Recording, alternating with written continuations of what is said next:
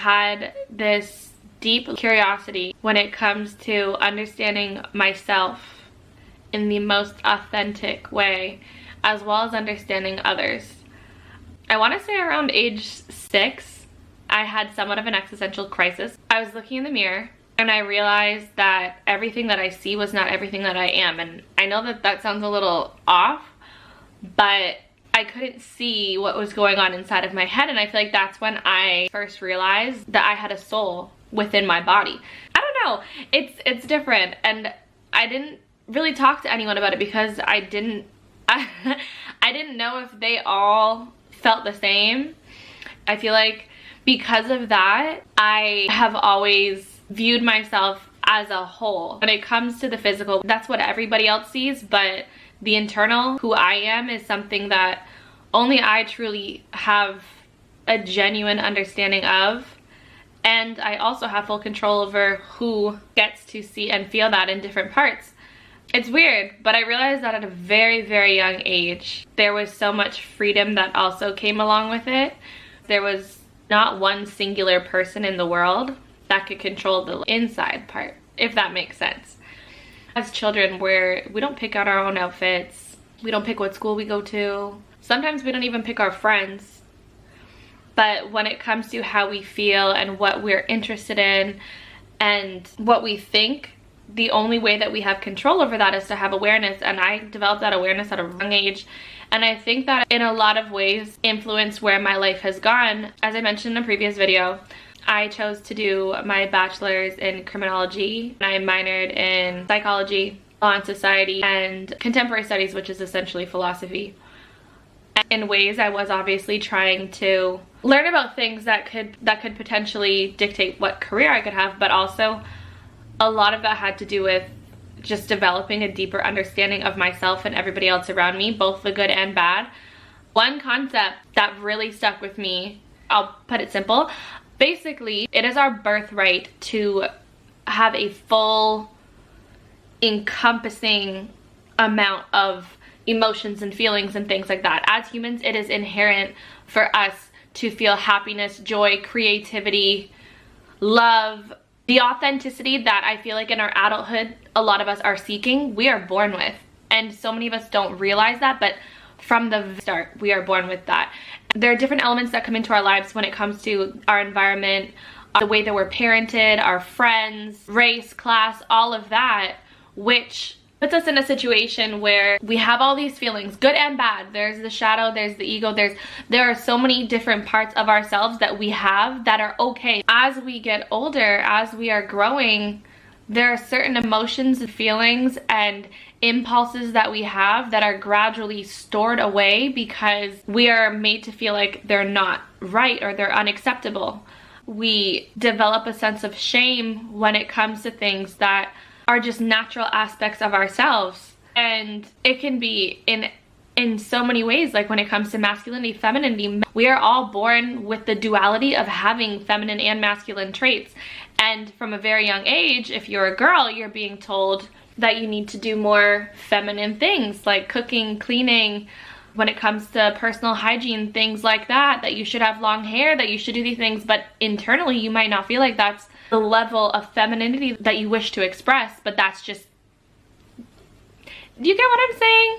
In our lives, when we develop this sense of shame towards those feelings that to us at times feel like they're right, and not only right, they're necessary. We're meant to feel certain things. The concept of the shadow self, the self that we and society don't necessarily view as being the favorable traits that we have, we tuck them aside. In this book that I've been reading, the shadow is referred to as this bag that you carry behind you. You know how you see like in those little old movies when people want to run away and they have like the stick and they tie it? So this is something that follows behind us our whole lives. Our shadow is with us our whole lives.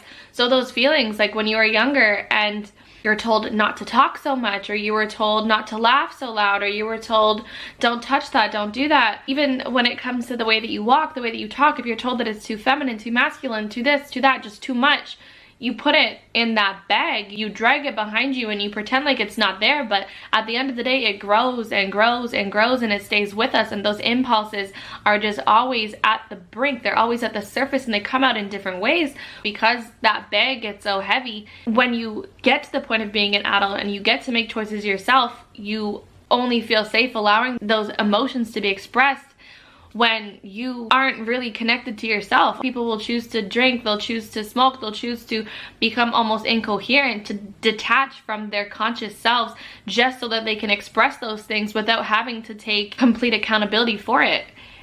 When there are so many other ways that these emotions and these impulses can be explored without feeling like you need to take away from that. But no matter what, that unconscious side of yourself, it's always going to linger there. It's always going to want to come out of you. And life is about finding the healthiest ways to express yourself.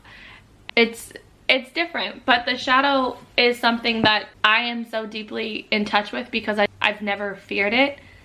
The parts about myself, the things that I'm curious about that others might not necessarily support, I guess you could say. There are always ways I know how to get what I want, but it's not authentic. I feel like in those senses, it's like playing a role, playing a character, just mirroring to somebody else what you think that they want.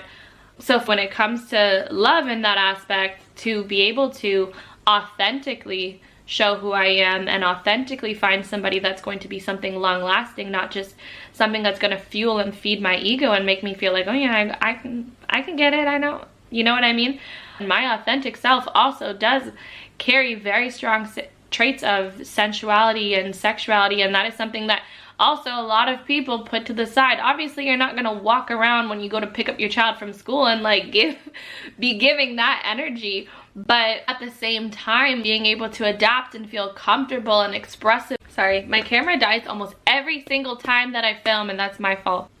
But building on that, when we hit that age of adolescence, like 18, 19 years old, and there's that independence, for some of us it is when we go away to college, university, that's when we're actually able to experiment a little more with ourselves and with those feelings that at times we weren't able to show. When there is a lot of shame, I find that those things come out when there's alcohol and substances involved because that accountability is not as present. I find that a lot of people at that age find it's easier for them to interact with the opposite sex when they drink. They need to have a certain level of confidence that comes with it, and that confidence is always there. It's just something that you feel like you can't really tap into. So it requires a little more for those things to come out. And around certain ages, that's when people want to experiment more, because there's a small gap between the time where you're living with your parents, you're kind of conforming to things within the household and trying to maintain your role in that, and then you transition into the experimental phase. And I feel like that's where a lot of people kind of go over the deep end when it comes to experimenting with sex and drugs and partying, because you get a level of confidence and you get a level of validation and acceptance that come with those things. You might not have had a sense of community before. You might not have been able to socialize in certain ways. You might not have been able to interact with the opposite sex without those pieces. I feel like overconsumption is something in that experimental phase that comes out a lot. You might find that you're overeating and doing things because you have nobody that's really monitoring that anymore for you, and you've always had these impulses that grow and grow and grow until they're at that point where the appetite is so big. The experimental phase as well too is when I find a lot of people are able to actually tap into their sexuality and uncover parts of themselves that were repressed for so long, and those traits like that masculine and feminine where you're told you can't do certain things, you now are able to, you can cut your hair, you can dye your hair, you can shave your head, you can do whatever you want because there's nobody that's gonna be able to punish you for that. So I feel like it is a very pivotal time, and for a lot of us that's where a lot of the transitions start. And then the gap that follows after that is the maturity phase, where you're expected to kind of know everything and do everything. You need to be financially responsible. You're just immediately expected to have a house, a partner, all of that. And it's like, it's a bit of a shock. But I feel like understanding the shadow and being able to take it apart and kind of lay it all out there so that you know what benefits you, what doesn't benefit you, what you can only tolerate in small doses, what really works for you and find a way that you can still continue to access those parts of yourself in a way that's actually functional and not detrimental towards your overall health and being. Because without finding that balance, it does go from dark to light. It does go from good to bad, because you need to find your footing. For a lot of people, that's where the struggle is. You can't really be choosing to wear these masks because it in every way limits you just as much as putting everything on the back burner. I feel like it's something that can't be maintained. Wearing a mask is not sustainable. I find that drinking can be a mask. I find that that partier archetype, always in the club, always got the bottles and all of that, like it's a mask. I know a lot of people don't want to hear it, but it's a mask. The only time that you feel like people want to be around you is when you have those things, when you're providing access to those things. At the end of the day, that is not where you are at all times. That's not where you're going to want to stay, because you're not going to feel those other parts of you being fulfilled. You can't just fulfill one area of your life. You need to find balance. You need to find source and find light. And I feel like for myself, when it comes to the shadow masks and things like that, since I developed that awareness at a very early age and I chose to do my research and immerse myself even further into the theoretical side of things, and then God obviously is a major piece as well, being able to understand humans and humanity is something that in many ways I find aligns with my purpose. I've always been able to see past those masks. From like, even when I was in elementary school, I could see past those things. I could always kind of tell when something wasn't right at home with people. And something that also kind of was confirmation for me with that is throughout my entire life, I've had so many people, whether they were friends or even strangers, just come to me almost confessing things. I create a safe space for others where whatever darkness that they have, the light that I carry with me is something that not only helps them illuminate that, but helps them see that it's not that scary. There's nothing to fear, that you can accept yourself, because I'll accept you. And I think that's a mindset that a lot of us need to start to adopt, because it creates so many more opportunities for us. Because if we can accept ourselves and accept others, no matter what side of them it is, and it's not even about acceptance, it's about being able to see the humanity and being able to identify that we are all human. We will all have struggles. We are all capable of doing really good and really horrible things, and that does not define who we are. That's very, very important. And yeah, I think that's part of my purpose. Being able to see everything and to bring light is really important. We need more people in this world that are willing to light up the path for themselves and for others. And it can be very, very, very, very, very, very draining to be that person for everyone else. You need to be able to do that for yourself. That's something I've been working on lately, harnessing that light and trying to contain it a little bit more, because as much as I want to be able to be there and help everybody else, it does start to dim when it's being used too much.